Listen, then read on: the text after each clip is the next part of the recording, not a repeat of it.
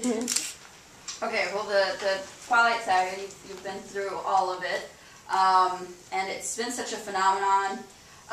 Maybe you can talk about some of your favorite moments, and maybe what was tough for you while filming the movie. I can't. They won't let us. You said no, maybe, just so all maybe over. I can't do that. I love being a part of this and being an actor. It's the coolest thing. And there's ups and downs, and even standing on set, it's like the hurry up and wait time when you're just standing there. As you'll see in this final movie, we have a pretty cool ending that we shot for about a month, and for 2 weeks, you're going to set just to stand there for 12 hours. You have no dialogue. The other people are talking, but it's such an ensemble scene that you're like, oh, I can't feel my knees. But there's so many amazing positive outlooks on it, and for the very few small things like press invasion or anything like that, the fans make it so worth it. And even having fans, I love my character. Like being able to do 5 movies with a character as an actor that you just love and you connect with so much is a blessing in its own. And then we have a great cast who are very talented. I'm a huge fan of Michael Sheen. If I could play any other character, I'd play Aro. And working with Dakota Fanning, Kristen, and Rob, you get to work with these people. But then time and time again, you come back and you connect again, and you make friends over and over again. And then you work with talented directors, which is great. And everything about it I'm going to miss, but it's a sense of accomplishment to make it this far. So yeah, it's exciting. It feels weird closing all these mini chapters, but I've been looking forward to seeing what's next in life. Of course, I would do Twilight 10. Let's do Sunrise. Let's do Shooting Star. Emmett's backstory in there, which I wish we could see. But even if I had one line per movie versus the 4 that I have, I just love my character. I love being a part of this because it's a good cast. It really is, to enjoy working with everyone. It's lucky.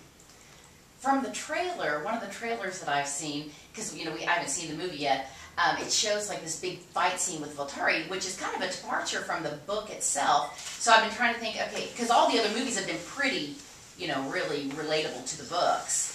And I don't know if it's maybe an Alice premonition possible thing or whatever. Or what do you think? I'm just trying to think it through. I'm wondering what the Twihards' thinking and feelings will be if there is a departure from the actual books. Well, I think that's one of the great things from director to, writer, to embellish certain aspects from just turning a book into a movie. You got to. You can never fit 1,000 pages into one movie. So you have to speed stuff along. You have to get the audience's attention. What Bill and Melissa and Stephanie created at the end when I was reading the script, because I had read the books, I was like, what? This is awesome. Like, what's great for you? But then you get, I think, definitely. Because you're the fighter. That would be. Yes, yeah, I'm the fighter. Yes. So for me, I'm like, yeah. I know, do what right? I love to do. But I think the fans are gonna love it, and we pay a lot of homage to Stephanie and the fans throughout the process, and we stay true to the book. So, as a fan, I've been hearing a lot about this twist ending that Stephanie and Melissa cooked up. And I think some fans are definitely a little nervous about it just because you don't know what it is. I mean, do you think fans will be okay with this other ending? It's the same ending. It's a very, the book still ends happily ever after. Right. But like I just said, there is room for embellishment and to add some fun scenes to it. I guarantee that every fan is going to be thrown through a lot of mixed emotions, but the outcome, 10 minutes into it is still going to be the exact same. They're going to be like, oh my God, that was amazing. Because I said that. I was on the edge of my seat and I was there for it. Yeah. So for me to say that about these movies, and a lot of it, you're there for, but then they shoot other scenes, so you never really know what takes place, and you shoot so much that the director has the final say as far as what happens to the characters and certain ones. and I'm glad how my character ended up. Is there a funny backstory to the arm wrestling scene? Because in real life, of course, you will kick her butt. As far as what? The arm wrestling scene. Yeah, but any funny backstory? Yeah, like were you guys laughing backstage, looking forward to that? Oh, for me, for my character, you know, I was very much looking forward to having that one-on-one scene with Bella. You know, for Emmett to have that, to have his special scene. You know, when we were shooting Twilight and then New Moon, and I was finally able to read Breaking Dawn. I don't think Breaking Dawn was out yet. You know, I was just like, please let us get to this part. I just want to shoot this. I know it's a far, far time away in the future.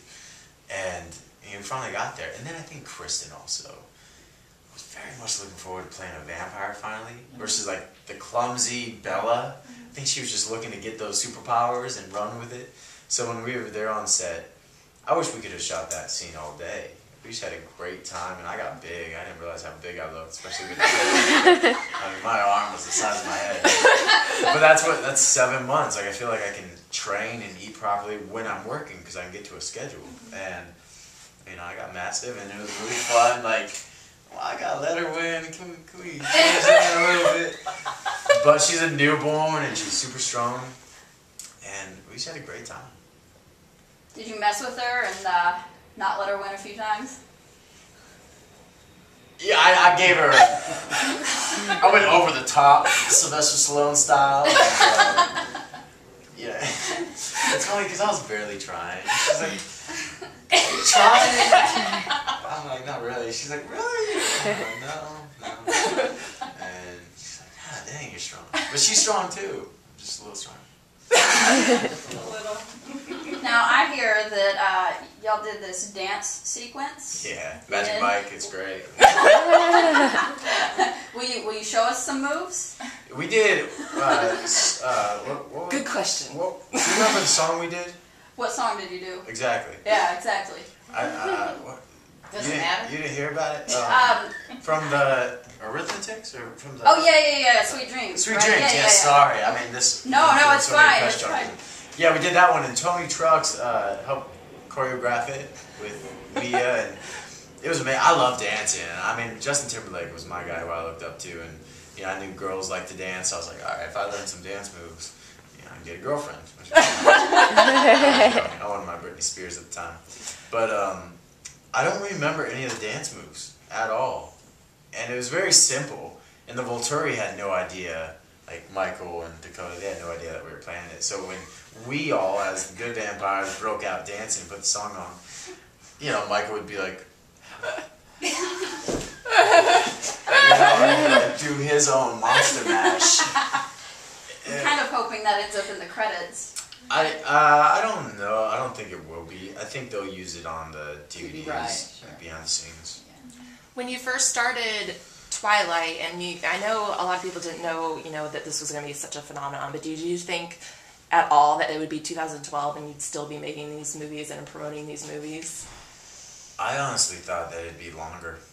Really? Like, we shoot these movies so quickly. And I feel like Lord of the Rings and Harry Potter take maybe 6 months to shoot.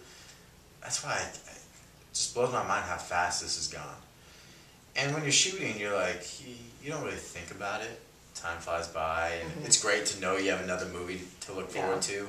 As an actor, the journey is always, you want to play your career safe, you don't want to take every movie out there. You just have to choose right and be happy with your decisions. But, you know, I can't believe 4 years have gone by. Yeah. We've done 5 movies, and wow, like, I could retire happy and just be like, this is amazing. How do you trump being a part of something like this? Now doing Tarzan, like, that was a dream to do, and hopefully I can do a series of Tarzan. I don't think that's ever been done, where they've had a franchise with Tarzan. But the one that we do is very contemporary, modern, and he never leaves the jungle, so hopefully we can do a sequel with that. That'd be awesome. That's motion capture, right? Yeah. Did you like wear a suit? Yeah, or I did. Yeah? It's like a wetsuit for surfing, and then you have all these tape balls on you. But I loved it because going from Twilight, where they put an hour of white makeup on your face, and then contacts, which I have small eyes, like having 2 technicians force contacts in my eyes is not fun. But I love motion capture, and it's all action. Tarzan's very action. He's an action character. But to learn how to walk, like we would, because I played football, so I'm very stiff. You know, you have like I had a strong walk, especially for Emmett, but for my character, I worked with Peter Elliott, who did Congo, and, you know, all these movement training courses.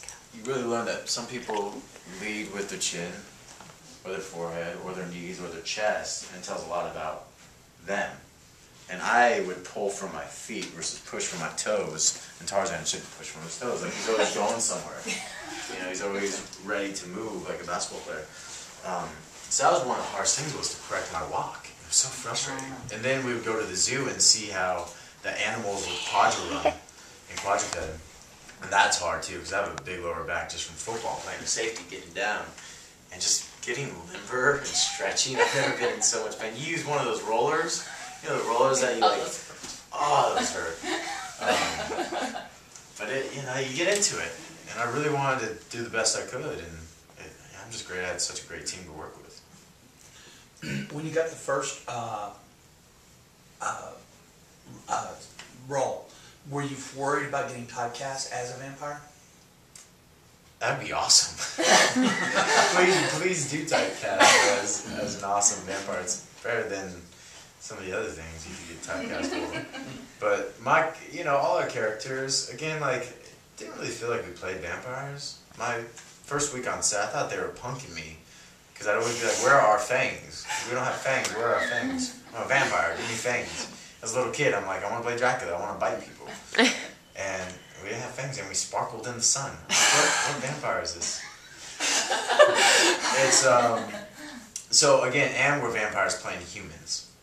So it's not like we look all funky and crazy. And I have black hair in the movie and pale, quite opposite from how I normally look, which I haven't felt normal in for about 5 years, because they dye my hair, and you know, then you try and bleach it back, and it's like this like reddish, orange hair, and I'm just glad to have my natural hair back. Throughout this 4 years, or a little longer than that you've been working on this, can you tell us your craziest fan experience? There's a lot of them. But I love them. I love them all. I wouldn't trade them in for anything. The first movie, we had a fan give us her baby and then left. And she's like, oh, because Nikki and I, we were like, oh, we love kids. So when she brought her kid by, like, we didn't have many fans come to set. So this one Twilight mom, she's like, oh, you want them? And we're like, yeah, we'd love to hold them. And then an hour goes by, and we have to go back to set, and we can't find the mom. So we're like tripping. I'm 23, she's like 18 at this point. She's like, she really think we're gonna take this kid? We're gonna adopt this kid? And then we had to call production. They tracked her down, and she was, you know, somewhere. She hadn't left. It wasn't her intention to leave her kid. She's a great mom, but she trusted us. Just like, I think she was looking for Rob maybe. And then another time in the first movie, we didn't have security, or we didn't know anything about fans. Like, I never had fans before Twilight. Not that I knew of or would care and come out. Like, I'd been acting. My career had been fine. But I had a knock on my door one day in the hotel in the first movie. I thought it was my cast members or room service, because I always ordered food. And I'd just gotten out of the shower, and there's two fans. I opened the door, I'm like, you know, expecting my food, and they have a basket of gummy bears and beef jerky and crackers. These two fans, and I'm like, all right, come on, you know? until I got that talk, like, you can't bring fans in the room. You'll get sued. They'll say something. I'm like, but they had gummy bears. They're nice people. And then some other funny ones are when they like tattoo the names. They ask you to sign their arm, right? And I think Jackson or Rob, when you're asking to sign something that isn't going to last forever, or you don't think it's going to last forever, you kind of just scribble. You know, it's like someone signed my chest, and you're like, oh, you know, you don't really do a proper name, or you don't have time to. So I remember seeing one person do it, and then it was my turn to do it like a year later, and it was at some convention. And I saw this, and I was like, what is that? She's like, oh, Jackson or Rob wrote their name, and I got it tattooed. I'm like, that's not their signature. And then I realized that she wanted me to write my name so she could get it tattooed also. So I like took my time, did my name, because I was just like, what a story is that? Did you keep anything sentimental from the set? There's nothing. There's nothing really. Like, we're taken. It's not like we're in Harry Potter and we have like cool wands, or you know, Lord of the Rings and have swords or bow and arrow. I think the memories and the photos that I took, I wish I took more. I wish I could tell my earlier self 5 years, you know, earlier that you're going to be a part of something that's such a phenomenon, you know, and you're going to finish the whole saga. So really just take it all in, you know, go to every fan event. And I usually try to go to as many as I can, but looking back and knowing how impactful this has been to be a part of, you know, there's some things I would change. I definitely would take more pictures. And you know, I think at that age, you kind of get swept and you go for the ride and you're just like a deer in the headlights. What are we going to do? Are we going to fly where? And I love traveling, so anywhere I get to travel, it's really cool. I just, you know. One more question. Going forward, are you, now that this is over, you mentioned Tarzan, but are you kind of anxious to prove to people sort of what else you can do now after playing the same character? I've been playing a lot of comedy, even before I was part of Twilight. Like, I love comedy. I love making people laugh. I find it very rewarding, and it's fun to play like characters. But actively, throughout Twilight, I've been very choosy, and it's been important for me to do something with acting chops, and to do some good dramas or romantic comedies.